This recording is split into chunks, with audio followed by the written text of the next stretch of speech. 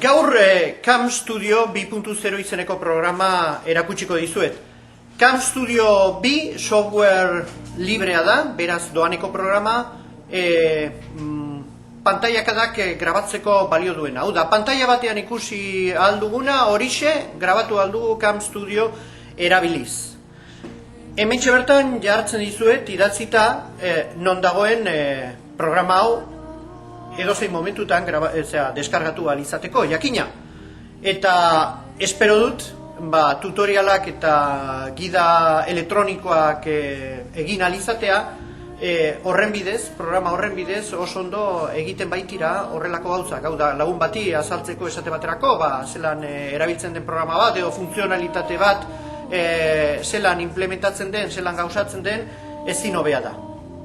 Gozatu programa honekin eta ia zelako lanak egiten dituzue.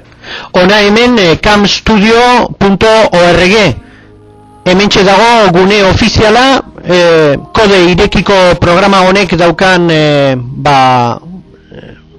web orrialde ofiziala. Hemen ditxek ere jaitsi alduzue, ikusten duzuen bezala open source edo kode irekiko software libreko programa da eta pantailak grabatzeko balio du.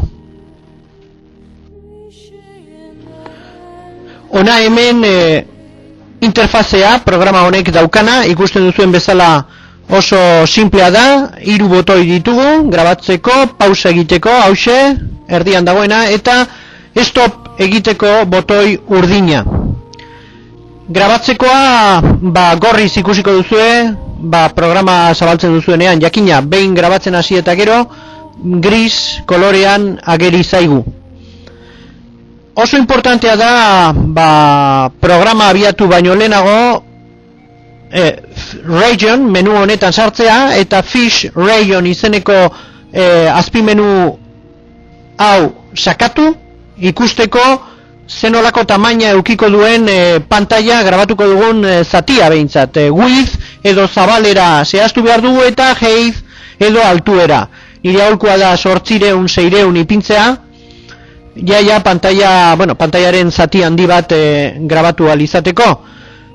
Behin hori hautatu eta gero, berehala hasiko gara grabatzen, baina lehenengo, zati hori ageriko zaigu pantailan, guk zehazteko, finkatzeko, zehatz-mehatz, zein izango den zati hori, nahi duguna, ze normalian pantailak handiagoak baitira.